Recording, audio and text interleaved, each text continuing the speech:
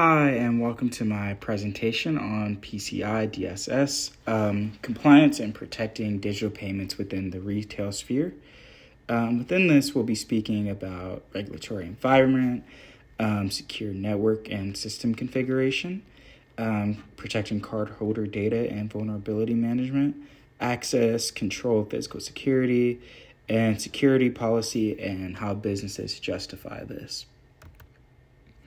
So when we look at the regulatory environment within this sect, PCIS, or to really explain what that means, the Payment Card Industry Data Security Standard, it's really a global framework created by major card brands. So think Visa, MasterCard, Amex, Discover, and to protect cardholder data.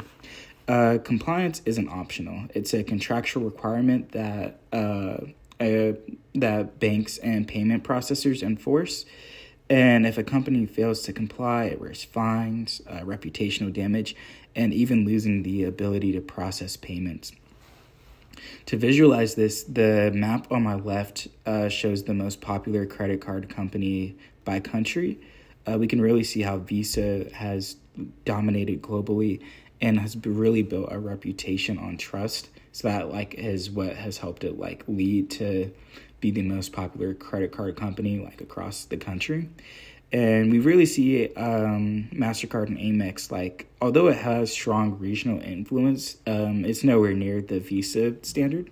And one thing that's interesting to me is how we see that Wells Fargo isn't here because in relation to this, the data breach that happened with Wells Fargo, I forget when it was in specific, but we can see how because of the breach and that, it's not even on the map for most popular credit card companies, despite being a very notable credit card brand or a very noteworthy credit card brand.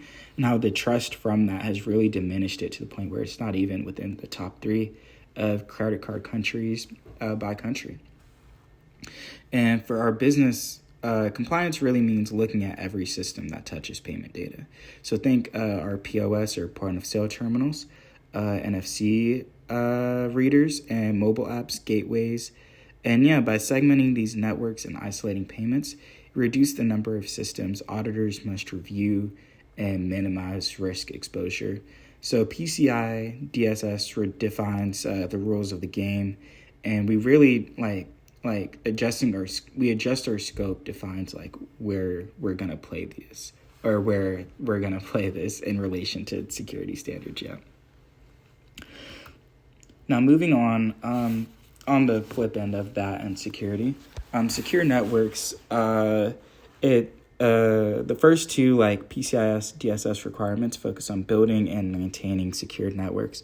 So for us, that really means deploying firewalls, segmenting payment systems from general IT infrastructure, separating register terminals and terminals from office computers and guest Wi-Fi. This segmentation really prevents attackers from moving laterally across the network, especially if they compromise a less critical system. And for this slide, I have a diagram that shows how internal network is protected. You'll see how desktop computers and servers are connected through a switch and a router, with the firewall acting as a barrier between our system and the internet. Red arrows represent blocked malicious traffic, while green arrows show safe outbound communication.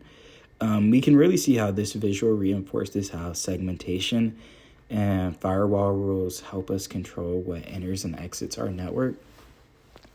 And something that I have that relates to this example is how on our KSU emails and Outlook in specific, it doesn't allow ransomware or malware or phishing attacks to happen. And we can really only send emails directly throughout our KSU network. And the firewall blocks this unwanted traffic. In relation to that, obviously, with payments, that it's different. But that's just an example that I found interesting in relating it to this. We also enforce this secure system configurations by removing default passwords, disabling unnecessary services, and hardening guides to all devices within our scope. It really reduces vulnerabilities and ensures that systems aren't left exposed to like common exploits. So moving on to that, protecting cardholder data. So protecting cardholder data is really at the heart of PCI DSS. Achieving this through tokenization and point-to-point encryption. Really, when a customer taps or inserts their card, the data is encrypted and stays that way until it reaches the processor. Systems never really see the full card number, and then like any stored reference to the card is replaced with a token. Any random value that's useless outside of that environment like drastically reduces the impact of a potential breach. The flowchart on this slide shows how a payment transaction moves through multiple entities, the acquirer, the payment network, token service provider, and issuer. It highlights particularly the complexity of the payment ecosystem and the importance of securing every step of this, no matter like every step of it genuinely like throughout the way. And tokenization really ensures that even if data is intercepted or our data is intercepted, it can't be reused or traced back to the original card no matter what. To support these protections, we really deploy anti-malware software is deployed. Conducting like quarterly vulnerabilities helps a lot too, and performing annual penetrations tests. We can really see how within the context of protecting cardholder data and vulnerability, how these help identify and fix weaknesses before they can be exploited. So together, these controls ensure that like the cardholder data is protected at every stage from capture to storage, and that systems remain like resilient against like ever evolving threats, especially in like a very digital payments processing heavy world. And then moving on to access control, monitoring, and testing. It also requires strict access control and monitoring, enforcing role-based permissions, multi-factor authentication, sort of like the Microsoft Authenticator that we use at school. Enforces like accountability and limiting access to only what's necessary. Physical access to servers and terminals is restricted and logged, recognizing that physical breaches can just be as damaging as cyber attacks. On this side, I have how role-based access controls how it works across departments. So you'll generally see how IT, finance, sales, HR are mapped to specific roles, and then they have the access to specific roles. So that way they only have permissions to go into what they need. Like email, databases, or employee records. This structure ensures that sensitive systems are only like touched by those within that database or that sect of a company. And then centralizing logs with at least 12 months of retention. Like these layers of digital and physical security generally work together to create a resilient payment environment.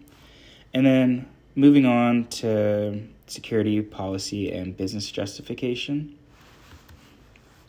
Really bring it all together. PCI DSS requirement, like 12, it focuses on maintaining a formal security policy. And that's what drives everything that we've discussed today. Policy isn't just like documentation on a shelf, and that's like what's really, really important. It's a living framework that guides like daily lives and impacts billions of people worldwide. It guides like companies' daily operations, from employee training to vendor relations and incident response planning. And everyone who touches payment systems, from cashiers to IT staff, understands their role or needs understanding of their role of protecting cardholder data.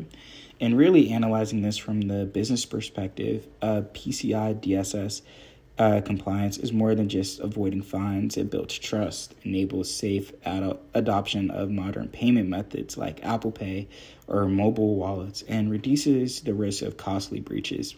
Addressing all 12 of these requirements, from secure networks to strong policies, ensures a position in compliance and like safekeeping like a brand name, and provides a very strategic example in how we protect people and strengthens resilience, ensures every transaction is secure.